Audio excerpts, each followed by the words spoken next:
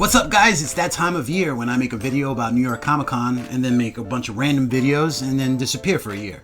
To make certain that no stone stands, that no creature crawls, I command you to let loose the last of the Titans. Let loose the Kraken! I usually make tip videos for New York Comic Con, but obviously everything has changed. I didn't know how the show was going to go down this year. So I just want to do a post wrap-up video. I want to talk about some of the new things that they implemented, like the reservation system. I want to talk about the ticket buying process, and I want to talk about the overall show and my personal experience. It's going to be a long video. Let's dive in. Alright, so first, I just want to tip my hat off to ReedPop, which is the company that produces New York Comic Con. I don't think we appreciate the hard work it takes to put a show like this together under normal circumstances. And you throw in a global pandemic where health and safety guidelines are changing on a daily basis. Now, whether or not they did a good job, I guess that's based off of your personal experience or you're basing it off of previous shows. But I think ReedPop put together the best show that they could under the circumstances. Alright, so let's talk about the ticket buying process. And if you tried to get tickets the last few years to New York Comic Con, you know what a stressful experience it can be. Next year, I'm going to make a video on how I do it with my squad. We have a whole system in place and we've been very successful because ever since they started the whole van verified profile process and the online queue, we've always gotten tickets.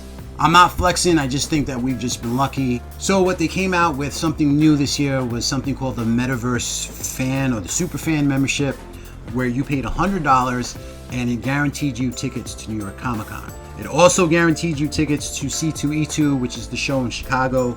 Also a show in London, and I think there was a third show and a bunch of other perks. Now, a lot of people was not feeling this. They felt like it was a pay-to-play type deal. But with that said, like, you do have the choice of not paying for it, but I don't want to overlook the fact that we are still in a pandemic. A lot of people are in financial straits. A lot of people have lost their jobs. A lot of people are trying to recover from losing their job. I mean, everyone's situation is a little bit different. But this did put a bad taste in a lot of people's mouths, especially the longtime fans who have been supporting this con over the years. What I did is I reached out to one of the homies and we just split it. So instead of $100, it was $50 each. Normally during the general sale, you can buy up to 16 tickets, 4 per type. With the Superfan membership, you were only allowed to buy 2 tickets per type, and I think this is where a lot of people got confused. For New York Comic Con 2021, there were only 2 types of tickets, okay? I don't care about cons in the past. There was no VIP pass, there was no 3-day pass, there was no 4-day pass. 2 ticket types. So there was an adult ticket and a kids ticket, but the kids ticket was only available for Sunday and Sunday only. So if you bought the Superfan membership, you could buy 2 Thursdays, 2 Fridays, 2 Saturdays, 2 Sundays, and 2 Sunday kid tickets. On top of that, when the general sale went live, you could still buy tickets from that. I thought this was going to be like the general sale where it was going to sell out within minutes. I don't think it sold out at all, but honestly, it was one of the easiest things I've ever done for New York Comic Con. Once the link went live, I jumped on and I was able to get the membership within, I think it was like 3 minutes. Okay, and then once the sale for the membership was done, then you got another link and you had 5 days to buy your tickets. Now, a lot of people got confused. People thought, like, even if they bought the membership, like, Saturday was going to sell out. If you bought the membership, you were guaranteed 2 tickets per type for each day. Like, you could have locked down the whole con. If you wanted to add or if you wanted to delete, you can do that as long as it's within that 5-day window. And you can also buy official merchandise. Now, you can do that during the general sale, but I am just so frantic when I get through the queue that I'm going to get that 4-3 error code and I'm going to get knocked out, that I don't even bother buying the merchandise. I'll just get it when I go to the con. But I was able to take my time. I was able to buy my merchandise, buy my lanyard, buy my official t-shirt and sweatshirt and all that. And just the overall peace of mind, you know, when you're staring at that screen and should I refresh and you're watching the thing buffer, you don't know where you are online. It was just completely, totally worth it for me. To anybody out there that bought the fan membership and didn't think it was worth it, do not forget that when you set up your account, it's automatically going to renew next year. So if you don't want to get it next year, make sure you go in the settings, make sure you go in your account and you click that out, because next year it's automatically going to hit you up on your credit card. And don't be surprised if next year the membership is more money than it was this year. So next up, let's talk about the new reservation system, which was very similar to the lottery system, and I hope this is something that they implement into future cons because it can save people a lot of time. So with the reservation system, what you do is you got a link, and it was first come, first served, but you could reserve a spot for a main stage panel. Now this year, the con was very watered down. There was not a lot of main stage panels per day. In fact, on Sunday, there was no main stage panels at all. But the good thing about it is that if you were able to save your spot through the reservation system, you didn't have to wait online in the morning to tap your badge. You didn't have to win the lottery. All you had to do was just show up to the panel at least 15 minutes before it started, and you were good to go. The other thing that you could reserve, and this is something that they want to expand on, but there was one exhibitor exclusive that you can reserve for, and you're only allowed to reserve it for one day. So if you were going all 4 days, you couldn't do it one per day. It was one for the entire con. And the exclusive was this SH Figuarts, the Kaioken times 10 version of Goku. Now this was a little bit different. This wasn't first come, first served. If you made a reservation, it gave you a time window. Now this is something that I think that they need to look at a little bit more. My time window was for 10:30 to 12:30, and it was very unclear. I'm sure if you had it reserved, because that's what reserved means, you were guaranteed to get the figure as long as you showed up within that time window. My reservation was for Thursday, so I don't know if the entire Thursday was in that 2-hour window or they were in waves. So I had 10:30 to 12:30, was there at 12:30 to 2:30, 2:30, 4:30, and so on. Like I said, my reservation was for 10:30. I went there first thing in the morning at 10 o'clock. I was like the second or third person online. They scanned my badge, it came up invalid, and the guy who was working the line just asked me to show him my reservation, which I had a screenshot of on my phone. He looked at it, he was like, "You're good to go." Now, I don't know if it was because I was early in my time window, that's why my badge came up invalid, but that makes me think, again, if you had a later time slot, as long as you showed them your reservation, you would have been able to go ahead. And this is a good thing because you may have some sort of scheduling conflict. You may have a photo op with a celebrity or an autograph or a panel that you're trying to see during your time window. What I would like to see them do is maybe just police the line a little bit better. I would have not had a problem if they scanned my badge and then it would have been like, "Hey man, you're half an hour early, you got to come back at 10:30. Again, if you tell me like you have it reserved, just show up between that window, you're guaranteed to get the item. It's not going to sell out if you have a reservation. We have them all put aside for everybody. But then again, like by the afternoon, that line was super long and I'm tired of waiting 2 hours online just to get an exclusive. All right, so let's talk about one of the big topics of conversation when it comes to New York Comic Con 2021, and that was the proof of vaccination. Now, when tickets went on sale, shortly after that, the health and safety guidelines had changed. They decided, or the New York City state mayor, whoever, decided that if you want to attend an event in New York City, you have to be fully vaccinated. Now, I'm not going to get into the whole vaccinated thing, whether you think you should be vaccinated or you think you should have the choice. I'm not going to get into all of that. But a lot of people on social media, as social media goes, it goes hard, were getting at ReedPop. This was not ReedPop's decision.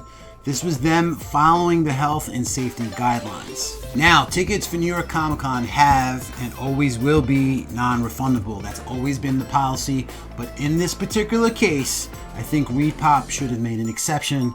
And they did. They just didn't announce it. And this is where I felt like ReedPop dropped the ball and kind of didn't do the right thing by the fans again. I think what we have to understand is that there are some people out there that couldn't get the vaccine. Whether they just caught COVID and there's a certain time window after you catch it where you can't get the vaccine, or you just don't believe in it for religious reasons, or you're just one of those conspiracy people that think that they're putting nanobots in your body. But whatever your reasons are, if you couldn't get the vaccine, you should have been able to contact ReedPop and be like, "Listen, I can't get the vaccine, I want a refund." The truth of the matter was that you absolutely could have gotten a refund. You just needed, first of all, let me just say, never, ever, ever email New York Comic Con, especially so close to when the con's about to drop, because you will not get an answer. call their customer service number, which is 888-605-6059. I know that number by heart. I don't even know my wife's cell phone number by heart. Does that make me a bad husband? Probably. All you needed to do was reach out to ReadPop and be like, listen, I can't get the vaccine. They didn't ask why, and they would have given you a refund. If you bought your tickets off of Light, you would have to contact them separately, which I was very surprised that they are separate from New York Comic Con. A lot of people think that Light was something that New York Comic Con invented. There was just something that they were working with the side. I'm sure from the resale badges that they were selling on Light that New York Comic Con got some kickback money. So again, I know this for a fact. I know a lot of people who didn't get the vaccine or weren't getting the vaccine or couldn't get the vaccine and they had bought tickets. I know a lot of people were contacting like their credit card company to dispute the charges. If you had went that route, you would have gotten their money, but I think there was a certain cutoff point. I think at least a week before the con, it would have been too late for them to refund the money. And they told you specifically, just give it to a family member if you can't go. Now, the proof of vaccination line, they had an app that they wanted you to fill out, and they said it was going to be a lot quicker to get into the con. You just show the app and they'll scan the QR code and you can go right into the Javits Center or at least get online. I was not doing that. To go to New York Comic Con over the last few years, there's so many hoops that you have to jump through, from making a fan verified profile, making a fan verified profile for your son, and making a fan verified profile for your dog, and you got to give him a blood sample. So when I went on day one, I brought my vaccination card and my ID, and it was literally across the street from the Jacob Javits Center. And when you went up to the person with the green flag, they took your vaccination card and they took your ID and that was it. And they gave you a wristband and you were good to go. So I know a lot of people were concerned because they did get their second dose of either the Pfizer or the Moderna, but it wasn't a full 14 days from having the second shot. So I know a lot of people were concerned that they weren't going to get in. Honestly, and who knows, but I think if you would have showed up and you had your vaccination card, and as long as the name on your card matched your ID, I think you would have been good to go. How many people do you think had fake vaccination cards? I don't know. Probably a lot. What do you think the number is? I have no idea.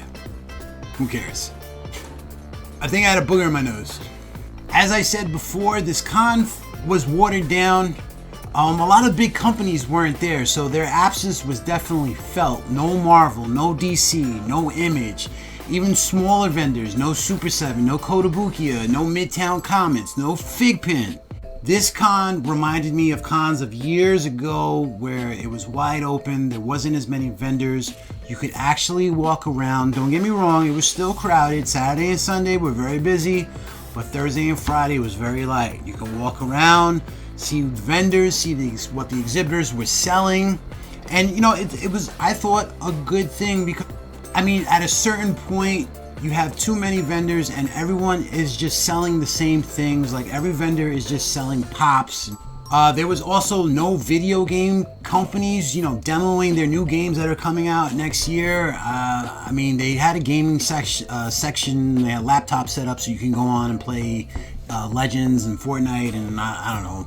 I spent the whole morning in Artist Alley and I was really able to look at artwork because it wasn't as crowded. I can really look and flip through people's books and maybe go to an artist table that normally I wouldn't because it'd be too crowded for me to see their artwork. I'm sure ReadPop has to reassess how they're going to do this show next year. Of course, you want it to be bigger, you want it to be better, but this was just almost the right amount of people. I know more tickets they sell, more money they make, especially with the North Pavilion now that that renovation has been completed.